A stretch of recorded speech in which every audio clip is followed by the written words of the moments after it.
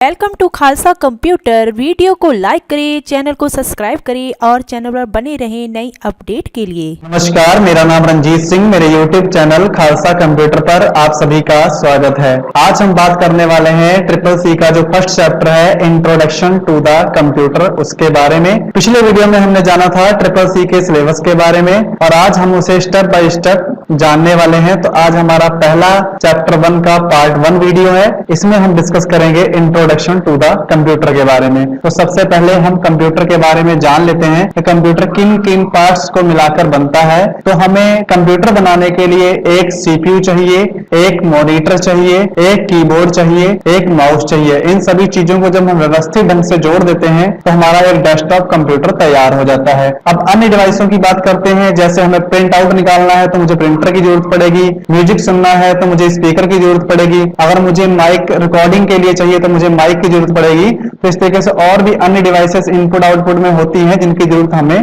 पड़ती है कंप्यूटर के साथ। तो हम अब बात कर लेते हैं कंप्यूटर के परिचय के बारे में, इंट्रोडक्शन टू द कंप्यूटर। तो जैसे कि यहाँ लिखा हुआ है, कंप्यूटर एक ऐसी मशीन है जो यूजर के द्वारा दिए गए निर्देशों के सेट के अनुसार कार्य करती है। नहीं, हम कह सकते हैं कि कंप्यूटर एक ऐसी मशीन है कि जो यूजर उसे निर्देश देगा वो वही कार्य करेगी और उसी की गणना करेगी। तो उसके आगे लिखा है, कंप्यूटर एक इलेक्ट्रॉनिक उपकरण है जो इनपुट डिवाइस से डाटा को स्वीकार करता है तथा निर्देशों के अनुसार गणना और संचालन करके डाटा को प्रोसीड करता है। नहीं, हम कह सकते हैं इलेक्ट्रॉनिक मशीन इसलिए है क्योंकि कंप्यूटर विद्युत से चलता है और इनपुट डिवाइस के माध्यम से ही डाटा को एक्सेप्ट करता है।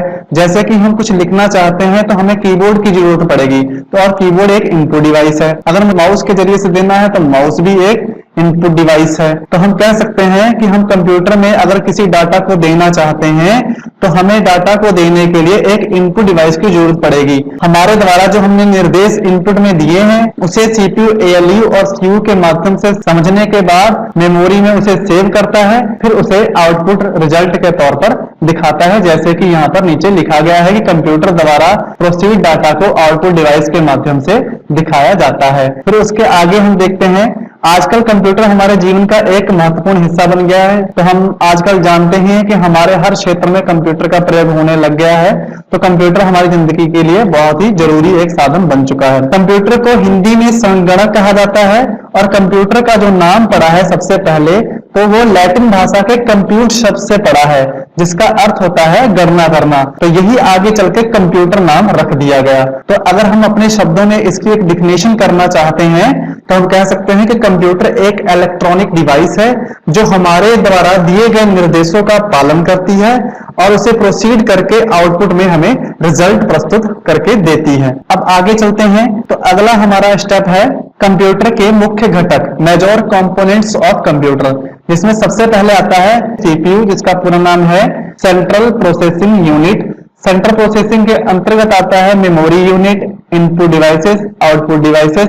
इसमें हम इस डायग्राम के माध्यम से समझने की कोशिश करते हैं। यहाँ पर लिखा है इनपुट यूनिट, ऐसी डिवाइसेस जो बाहर से अंदर की तरफ कार्य करती हैं। यानी कि जैसे मेरे पास कीबोर्ड है, माउस है, जॉयस्टिक है, बारकोड रीडर है, ऐसी बहुत सी डिवाइसेस हैं जिसके बारे में हम आगे चल के बात करेंगे। तो इनपुट डिवाइस के माध्यम से हम इंस्ट्रक्शंस देते हैं, निर्देश देते हैं सीपीयू को, जो उसके अंदर जाते हैं। एएलयू और सीयू उसकी गणना करता है और उसके बाद उसको मेमोरी में सेव कर लेता है। फिर उस मेमोरी के माध्यम से सेव होने के बाद हमें आउटपुट में मॉनिटर पर उसका रिजल्ट मिल जाता है। जैसे कि हमने 5 और गुणे 7 कीबोर्ड के माध्यम से कंप्यूटर को निर्देश दे दिया। एएलयू इसका काम करेगा, अर्थमेटिक लॉजिक यूनिट इसका पूरा नाम है। उसने इसकी गणना कर ले कि ये इसका गुणा करवाना चाहता है, तो उसने 5 और 7 की गुणा करके उसकी मेमोरी में भेज दिया और मेमोरी ने उसको आउटपुट यानी हमारे मॉनिटर पर प्रदर्शित कर दिया कि ये 35 इसका रिजल्ट आ गया है।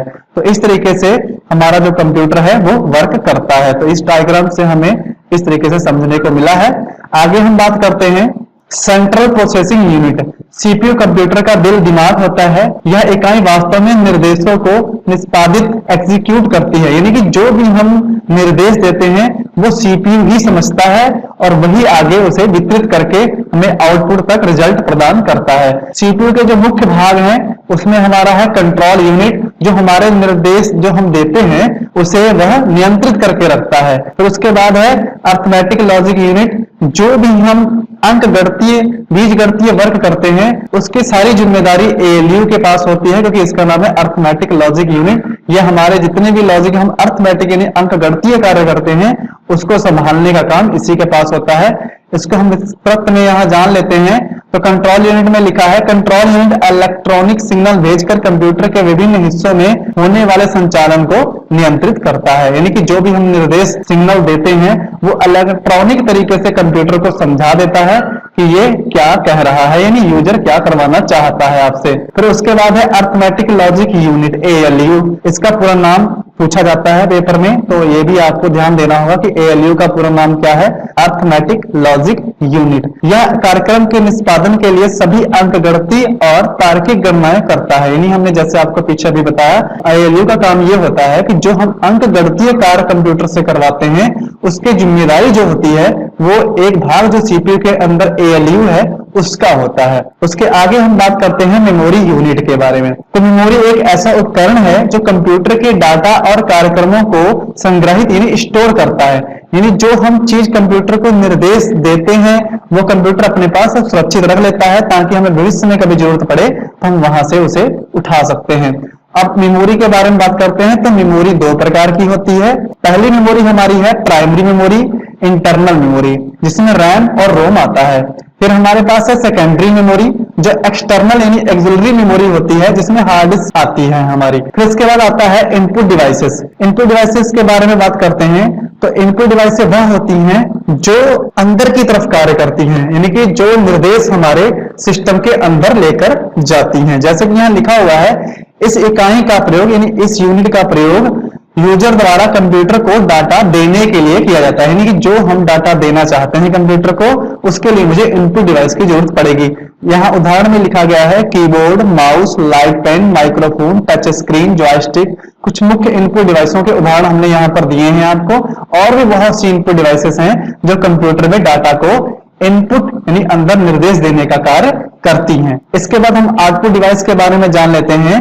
तो आउटपुट डिवाइसेस वह डिवाइसेस होती हैं जो हमें बाहर की तरफ रिजल्ट देती हैं। जैसे हमारा प्रिंटर है, हमने कुछ टाइप कर दिया, एक एप्लीकेशन या रिज्यूम कुछ टाइप किया हमने अपने कीबोर्ड के माध्यम से, तो उसको अगर हमें प्रिंट आउट में एक हार्ड कॉपी बाहर निकालनी है तो मुझे एक आउटपुट डिवाइस की जरूरत पड़ेगी। या ऐसा कह सकते हैं मॉनिटर भी एक हमारी आउटपुट डिवाइस है। तो जो हमने टाइप किया भाई वो कहीं दिखना तो चाहिए ना, तो देखने के लिए मुझे एक मॉनिटर की जरूरत पड़ेगी, तो मॉनिटर भी एक आउटपुट डिवाइस है। इस तरीके से यहाँ अगर हम पढ़ लेते हैं तो लिखा है, इस इकाई का उपयोग कंप्यूटर द्वारा उत्पन्न परिणाम को प्रदर्शित करने के लिए किया जाता है। जैसे कि मैंने आपको बताया कि ये हम जो निर्देश देते हैं उसको आउटपुट में अगर हम देखना चाहते हैं या हार्ड कॉपी के रूप में प्राप्त करना चाहते हैं तो मुझे एक आउटपुट डिवाइस की जरूरत पड़ेगी अपनी जरूरत के अनुसार। तो जैसे यहाँ पर हमने कुछ एग्जाम्पल दे रखे हैं, मॉनिटर है, प्रिंटर है, स्पीकर है, या कुछ और भी बहुत सी हमारे पास डिवाइसेस आउटपुट में उपलब्ध हैं जिनके माध्यम से हम आउटपुट रिजल्ट पा सकते हैं। अब हम बात कर लेते हैं कंप्यूटर की हिस्ट्री के बारे में कि कंप्यूटर किस तरीके से अपने अस्तित्व में आया। तो यहाँ पर हम पढ़ते हैं तो लिखा है, आधुनिक कंप्यूटर को अस्तित्व में आए मुश्किल से 50 वर्ष ही हुए हैं, लेकिन इसके विकास का इतिहास बहुत पुराना है। कंप्यूटर का जो स्वरूप आज हम देख रहे हैं वह अचानक ही विकसित नहीं हुआ है, बल्कि यह हजारों वर्षों की वैज्ञानिक खोजों और विभिन्न प्रकार के आविष्कारों से संभव हुआ है। ये बहुत ही सालों से वैज्ञानिकों द्वारा की गई मेहनत है, जिसका नतीजा है कि हम आज इस प्रकार के कंप्यूटर का प्रयोग कर रहे हैं कि जो हम सोच सकते हैं वो कंप्यूटर हमारा आज कर रहा है। अब हम बात कर लेते हैं हिस्ट्री के बारे में। तो सबसे पहले अबेकस के बारे में बात कर लेते हैं। तो अबेकस का आविष्कार चीन में 16वीं शताब्दी में ली काई चैन के द्वारा किया गया था। हमें ध्यान रखना होगा कि अबेकस का आविष्कार चीन में 16वीं शताब्दी में ली काई चैन के द्वारा किया गया था। आगे नेक्स्ट चलते हैं। तो इसके लिखा है, इसका प्रयोग जोड़ घटाना इसके लिए किया गया था। हम आपको दिखा रहे हैं कुछ इस तरीके का ये दिखता है। तो उसके आगे हम बात कर लेते हैं नेपियर बोनस के बारे में। तो नेपियर बोनस का आविष्कार स्कॉटलैंड में 1617 में जॉन पियर द्वारा किया गया था। इसका प्रयोग भी एडिशन यानी प्लस माइनस गुणा बढ़ाना, जोड़ घटाना इसके लिए किया गया था। ये कुछ इस तरीके का दिखता था। ये नेपियर बोन्स है। फिर आगे चलते हैं, स्लाइड रूल क्या होता है। स्लाइड रूल का आविष्कार जर्मनी में 1620 में विलियम एट्रेड के द्वारा किया गया था। इसका प्रयोग वर्गमूल, लघुगणक एवं त्रिकोणमितीय फलनों की गणना के लिए किया जाता था। स्लाइड रूल कुछ इस तरीके की हमारी दिखती थी। फिर इसके बाद है पास्कल कैलकुलेटर। तो पास्कल जो गणना यंत्र था वो उसके बारे में बात कर लेते हैं। तो पास्कल कैलकुलेटर का आविष्कार फ्रांस में 1622 में ब्लेज पास्कल के द्वारा किया गया था। यह गणनाएं करने वाला पहला वास्तविक यंत्र था। यानी जो पहला गणना करने वाला वास्तविक यंत्र था वो पास्कल कैलकुलेटर था, जिसे ब्लेज पास्कल ने बनाया था। इसका प्रयोग भी प्लस माइनस गुणा भाग जोड़ घटाने के लिए किया जाता था। वो लगभग इस तरीके का दिखता था जैसा आपको यहाँ पर दिखाया है। फिर आगे चलते हैं, मैकेनिकल कैलकुलेटर ऑफ लिबनिज। इसके बारे में बात कर लेते हैं। इसका आविष्कार जर्मनी में 1671 में गाटफ्रीड विल्हेल्म लाइबनिज के द्वारा किया गया था। इसका निर्माण पास्कल के कैलकुलेटर में कई महत्वपूर्ण बदलाव के बाद संभव हुआ। इसका प्रयोग भी plus minus, addition, subtraction, multiplication और डिवीजन के लिए किया जाता था। और इसका चित्र कुछ इस तरीके से दिखता था। यानी ये इस तरीके का दिखता है जो आपके सामने यहाँ पर दिखाई पड़ रहा है। फिर इसके बाद हम बात कर लेते हैं डिफरेंस इंजन, जहां से आज के आधुनिक कंप्यूटर की नींव रखी गई थी। तो उसके बारे में हम बात कर लेते हैं। इसका आविष्कार ब्रिटेन में 1822 में चार्ल्स बेबेज के द्वारा किया गया है। तो चार्ल्स बेबेज को कंप्यूटर के पिता यानी जनक भी कहा जाता है। इसके द्वारा भिन्न बीजगणितीय फलनों का मान दशमलव के 20 स्थानों तक बड़ी शुद्धता के साथ किया जा सकता था। इस मशीन में शाफ्ट भी लगे हुए थे और गियर भी लगे हुए थे। ये जो मशीन थी ये भाप से चलती थी। मशीन का उपयोग उन दिनों डाक, रेल, बीमा और कई व्यवसायिक क्षेत्रों में बहुत ही व्यापक स्तर पर किया जाता था। तो ये हमारा दिखने वाला डिफरेंस इंजन है। ये इसका चित्र है, आप देख सकते हैं यहाँ पे। फिर उसके बाद आता है एनालिटिकल इंजन। तो ये 1833 में आया। तो इसमें डिफरेंस इंजन की सफलता से प्रेरित होकर चार्ल्स बेबेज एक ऐसे ही यंत्र का रूपरेखा तैयार किया जो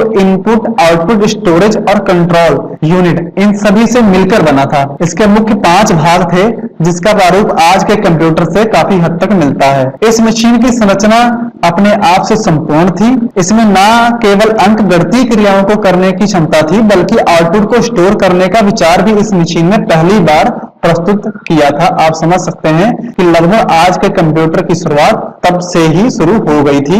ये आपके पास एनालिटिकल इंजन का एक चित्र है, आप इसे देख सकते हैं यहाँ पर। फिर आगे नेक्स्ट हम चलते हैं, टैबुलेटिंग मशीन कैसी है। तो इसका आविष्कार 1880 में हरमन हेनरिच द्वारा 1880 में इसका आविष्कार किया गया।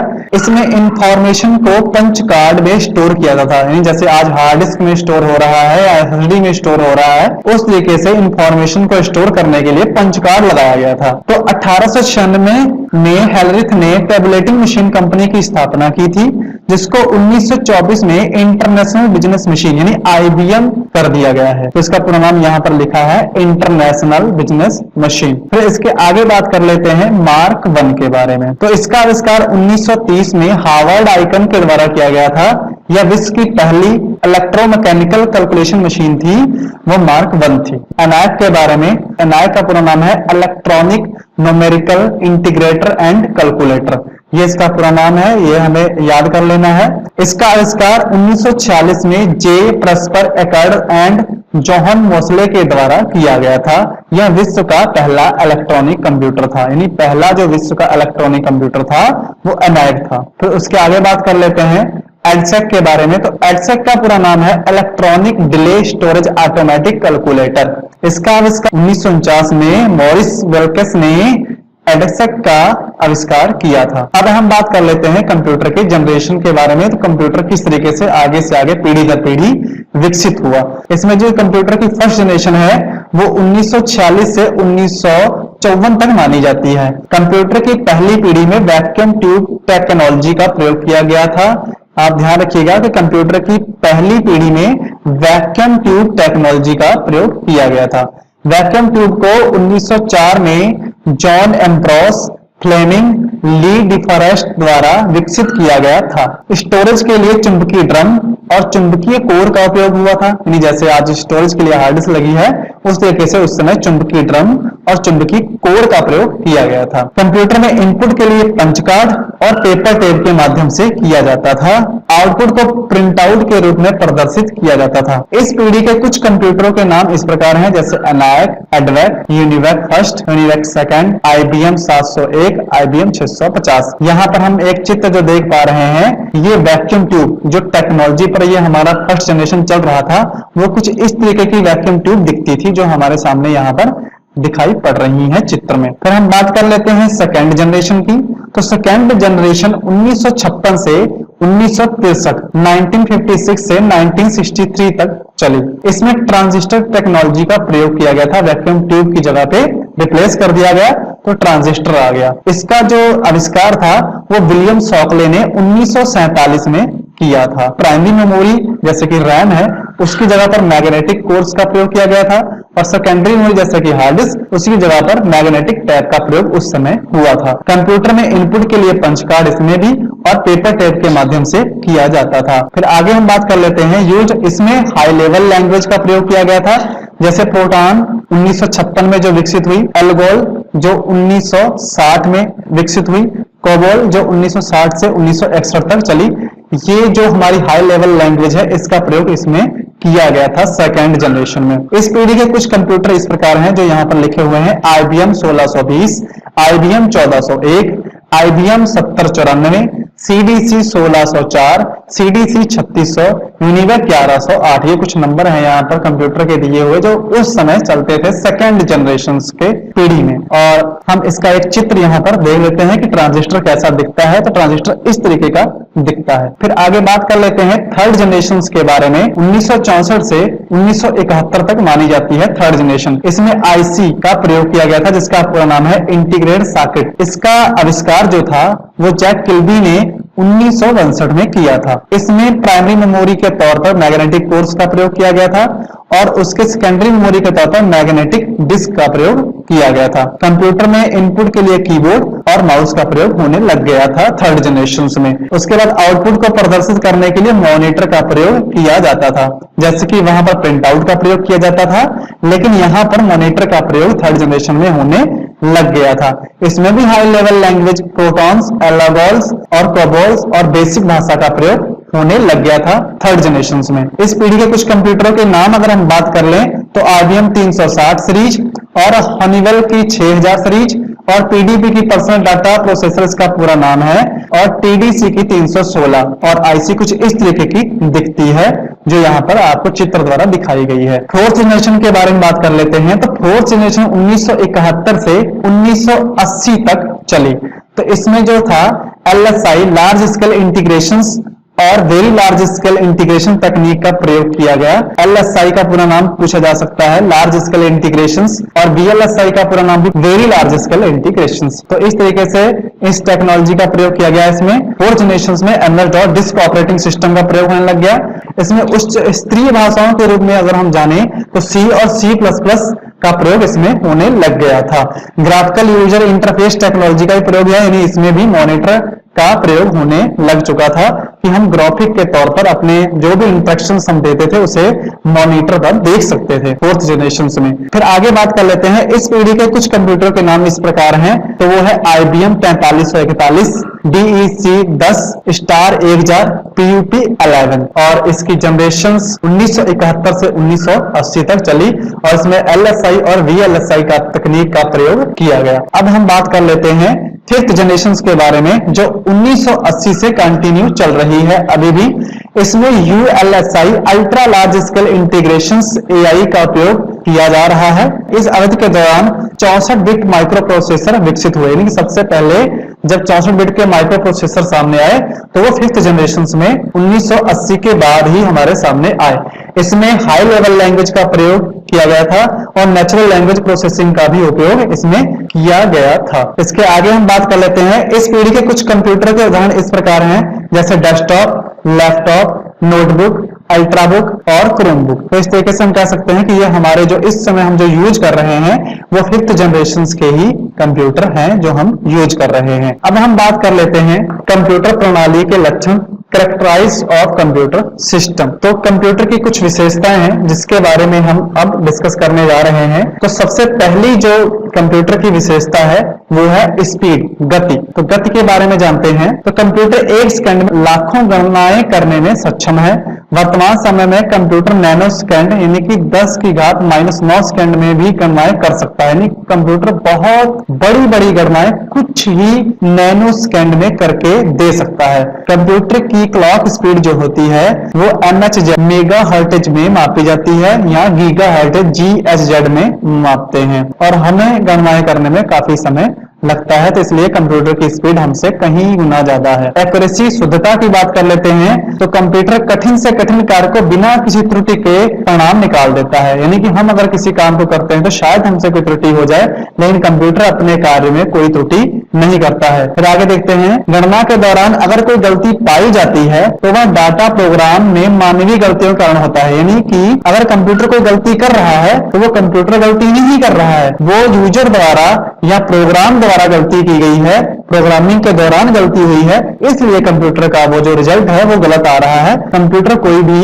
गलती नहीं करता। अब आगे बात करते हैं डिलीजेंस, लगन के बारे में। तो कंप्यूटर किसी भी कार्य को बिना रुके बिना थके लाखों करोड़ों बार कर सकता है। यानी कि जैसे किसी एक ही काम को हम अगर बार बार करते हैं तो हमें बोरियत महसूस होती है, हम थक जाते हैं, लंबे समय तक कार्य नहीं कर सकते हैं, लेकिन कंप्यूटर ऐसा नहीं करता है। कंप्यूटर एक ही काम को कई बार, करोड़ों बार, लाखों बार कर सकता है, वो हमें मना नहीं करेगा और कंप्यूटर लगातार काम करता रहेगा जब तक यूजर उससे करवाए। तो इस तरीके से कंप्यूटर थकता नहीं है। फिर आगे बात कर लेते हैं वर्सेटिलिटी के बारे में, बहुउद्देश्यता। यानी कंप्यूटर की सहायता से विभिन्न प्रकार के कार्य किए जा सकते हैं। आधुनिक कंप्यूटर में एक समय पर अलग अलग कार्य करने की क्षमता होती है। हम कह सकते हैं कि कंप्यूटर आज के समय में अलग अलग जगहों पर कई प्रकार के अलग अलग कार्य कर सकता है और एक कंप्यूटर कई प्रकार के कार्य करने में भी सक्षम है। स्टोरेज कैपेसिटी के बारे में, यानी भंडारण क्षमता। तो कंप्यूटर की मेमोरी बहुत सी जानकारियां स्टोर की जा सकती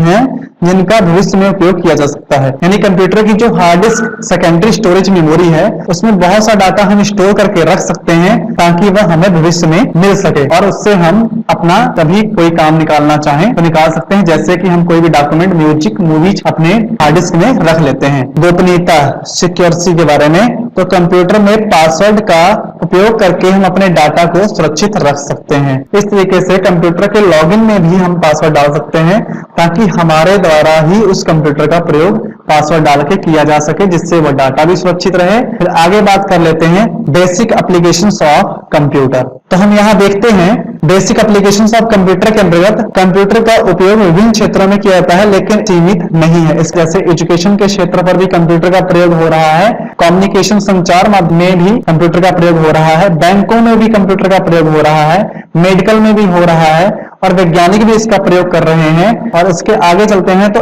मनोरंजन में भी इसका प्रयोग हो रहा है, एंटरटेनमेंट में, सरकार के बहुत से विभागों में भी इसका प्रयोग किया जा रहा है, व्यापार में, बिजनेस में भी इसका प्रयोग किया जा रहा है और बहुत से डिजाइन बनाने के लिए भी कंप्यूटर का प्रयोग किया जाता है। तो और भी बहुत से अन्य ऐसे क्षेत्र हैं जहां पर कंप्यूटर का प्रयोग किया जा रहा है। अब हम बात कर लेते हैं कंप्यूटर को कितने भागों में बांटा गया है। तो कंप्यूटर को 3 आधार पर वर्गीकृत किया गया है।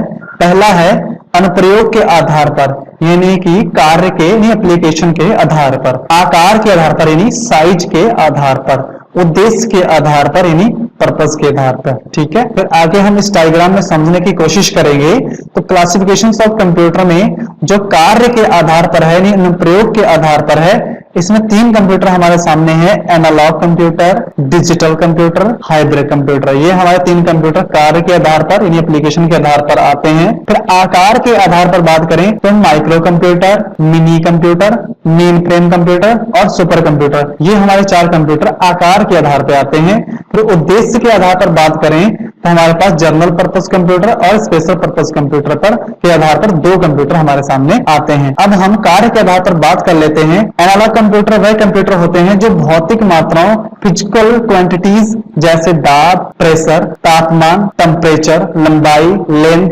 ऊंचाई, हाइट आदि को माप कर उनके परिणाम अंकों में व्यक्त करते हैं। ये कंप्यूटर किसी राशि का परिणाम तुलना के आधार पर कर सकते हैं, जैसे थर्मामीटर, स्पीडोमीटर। इसके बारे में हम समझ लेते हैं कि जो एनालॉग कंप्यूटर है, जैसे कि हम टायर में हवा डालते हैं तो हम देखते हैं कि टायर में कितनी हवा पड़ चुकी है, थर्मामीटर लगाते हैं कि हमें बुखार कितना है, हम हाइट मापते हैं या हम वेट नापते हैं, या हम मोटरसाइकिल से अगर जा रहे हैं तो हम अपनी स्पीड नापते हैं कि अपनी कितनी स्पीड में चल रहे हैं। ये सब एनालॉग कैटेगरी में आते हैं, तो ये सब एनालॉग कंप्यूटर हैं। फिर आगे हम बात कर लेते हैं डिजिटल कंप्यूटर। तो digital computer binary number system पर कार्य करते हैं, यानी 0 1। इसका उपयोग अंकों की गणना करने के लिए किया जाता है। इनपुट किए गए डाटा और प्रोग्राम को 0 और 1 में परिवर्तित करके इन्हें इलेक्ट्रॉनिक रूप में प्रयुक्त करता है। तो हम कह सकते हैं जो डिजिटल कंप्यूटर है ये 0 और 1 को समझता है, इसी में ही वो अपने सारी गुणा जोड़ घटाना जो भी लगाना होता है वो लगा लेता है। इसके उदाहरण अगर हम दें तो डेस्कटॉप, लैपटॉप, मोबाइल, ये सारी चीजें हमारे डिजिटल कंप्यूटर कैटेगरी के अंतर्गत आती हैं। उसके बाद हम बात कर लेते हैं हाइब्रिड कंप्यूटर के बारे में। तो हाइब्रिड कंप्यूटर के द्वारा भौतिक मात्राओं को अंकों में परिवर्तित करके उन्हें डिजिटल रूप में प्रोसेस करने की कार्य क्षमता होती है, जैसे ईसीजी, डायलिसिस मशीन, या हम कह सकते हैं पेट्रोल टैंकी। ये सब हाइब्रिड कंप्यूटर के एग्जाम्पल हैं। जैसे कि हम पेट्रोल डलवाते हैं तो वहां पर हम देखते हैं कि हमारा पेट्रोल कितने लीटर पड़ा है ये भी पता चलता है, और उतने लीटर पेट्रोल का मूल्य कितना बना ये भी पता चलता है। तो हम कह सकते हैं कि ये इस तरीके के जो एग्जाम्पल्स यहाँ पर हमने दिए हैं ये हाइब्रिड कंप्यूटर के एग्जाम्पल हैं। इसके आगे हम बात कर लेते हैं आकार के आधार पर। फिर हम इसमें सबसे पहले पढ़ते हैं माइक्रो कंप्यूटर। माइक्रो कंप्यूटर छोटे कम लागत वाले होते हैं। इसमें सिंगल यूजर डिजिटल कंप्यूटर है। इसमें CPU, input unit, output unit और स्टोरेज यूनिट और सॉफ्टवेयर शामिल होते हैं। जैसे हम जानते ही हैं इनपुट में कीबोर्ड माउस होता है, आउटपुट में स्पीकर और हमारा प्रिंटर वगैरह हमें जरूरत पड़ती है, स्टोरेज में हमारे पास हार्ड डिस्क, इनकी सबकी जरूरत पड़ती है। सॉफ्टवेयर के बारे में बात करें तो इसमें ऑपरेटिंग सिस्टम सॉफ्टवेयर ने कि इसमें एप्लीकेशन सॉफ्टवेयर जैसे कि विनवर्ड, एक्सेल, पावर पॉइंट, इनकी सबकी हमें एप्लीकेशनों की जरूरत पड़ती है। तो ये सारी चीजें हमें माइक्रो कंप्यूटर में मिलती हैं जो हम चलाते हैं आजकल। इसके जो एग्जाम्पल यहाँ पर दिए गए हैं PC, personal computer, laptop, notebook computer, smartphone, palm top, ये सब इसके एग्जाम्पल हैं जो माइक्रो कंप्यूटर की कैटेगरी में आते हैं। आगे हम बात कर लेते हैं मिनी कंप्यूटर के बारे में। यह आकार में माइक्रो कंप्यूटर से बड़े होते हैं और मल्टी यूजर्स होते हैं, यानी इसमें एक से ज्यादा यूजर काम कर सकते हैं। इसमें एक साथ 250 यूजर तक काम कर सकते हैं। इसकी कार्य करने की क्षमता माइक्रो कंप्यूटर से कई गुना ज्यादा होती है। मेन फ्रेम कंप्यूटर के बारे में बात कर लेते हैं। तो मेन फ्रेम आकार में बहुत बड़ा होता है और बहुत महंगा कंप्यूटर होता है। इसमें एक साथ सैकड़ों या हजारों यूजर तक काम कर सकते हैं। इनका उपयोग बड़ी कंपनियों द्वारा सर्वर कंप्यूटर के रूप में किया जाता है, यानी कंपनियों में जो कंप्यूटर एक सर्वर के तौर पर कई यूजरों को प्रोवाइड किए जाते हैं वहां पर मेन फ्रेम कंप्यूटर का प्रयोग किया जाता है। फिर आगे हम बात कर लेते हैं सुपर कंप्यूटर के बारे में। तो सुपर कंप्यूटर वर्तमान में उपलब्ध सबसे तेज कंप्यूटरों में से एक है, यानी सबसे तेज जो कंप्यूटर है आज तक का वो सुपर कंप्यूटर है। तो सुपर कंप्यूटर बहुत महंगा होता है और विशेष उन प्रयोगों के लिए किया जाता है, यानी हम एग्जाम्पल में हम समझ लेते हैं मौसम का पूर्वानुमान लगाने के लिए वैज्ञानिकों द्वारा सिमुलेशंस, एनिमेटेड ग्राफिक्स, परमाणु ऊर्जा अनुसंधान, इलेक्ट्रॉनिक्स डिजाइन और भूवैज्ञानिकों द्वारा भूकंप की तीव्रता नापने के लिए भी इनका प्रयोग किया जाता है। फिर आगे बात करते हैं विश्व का प्रथम super computer cry research company द्वारा 1976 में विकसित किया गया था। क्राई 1 इसका नाम रखा गया था। तो भारत में निर्मित सुपर कंप्यूटर यहाँ पर कुछ दिखाए गए हैं। तो भारत में जो पहला सुपर कंप्यूटर था परम 8000 था, फिर उसके बाद परम 10,000 आ गया, फिर आदित्य, फिर अनुपम, फिर परम युवा, फिर परम युवा सेकंड आ गया, फिर एका। इस तरीके से भारत में ये निर्मित सुपर कंप्यूटर कुछ यहाँ पर दिखाए गए हैं। फिर आगे बात करते हैं उद्देश्य के आधार पर। तो उद्देश्य के आधार पर सामान्य उद्देश्य कंप्यूटर, इन कंप्यूटर्स में अनेक प्रकार के कार्य करने की क्षमता होती है, जैसे वर्ड प्रोसेसिंग, डॉक्यूमेंट्स को छापना, डाटाबेस बनाना। ये सारे जनरल पर्पस कंप्यूटर जो हम यूज करते हैं उसके अंतर्गत ही आते हैं। विशिष्ट उद्देश्य कंप्यूटर स्पेशल पर्पस कंप्यूटर होते हैं। इन कंप्यूटरों को किसी विशेष कार्य के लिए बनाया जाता है। इन कंप्यूटरों के सीपीयू की क्षमता उसके कार्य के अनुरूप होती है जिस कार्य के लिए कंप्यूटर को बनाया जाता है, जैसे अंतरिक्ष विज्ञान, मौसम विज्ञान, उपग्रह संचालन, में, चिकित्सा के क्षेत्र में, यातायात नियंत्रण में, इंजीनियरिंग आदि के क्षेत्रों में इस कंप्यूटर का प्रयोग किया जाता है। यानी एक ऐसा कंप्यूटर जो एक सामान्य कार्यों के लिए किया जाता है वो जनरल पर्पस कंप्यूटर है, और एक ऐसा जो एक विशेष कार्यों के लिए किया जाता है जिसका प्रयोग उसे कहते हैं स्पेशल पर्पस कंप्यूटर। हम समझ गए होंगे। आज की वीडियो में इतना ही। अब आगे हम बात करेंगे हार्डवेयर और सॉफ्टवेयर के बारे में, मेमोरी यूनिट के बारे में और एप्लीकेशंस के बारे में, और आप बने रहिए हमारे चैनल के साथ। ये हमारा चैप्टर 1 का फर्स्ट पार्ट वीडियो था। आई होप आपको हमारा वीडियो अच्छा लगा होगा। हमारे चैनल के साथ जुड़े रहिए, हमारे वीडियो को लाइक करिए और चैनल को सब्सक्राइब करिए और बने रहिए हमारे चैनल के साथ। तब तक के लिए नमस्कार।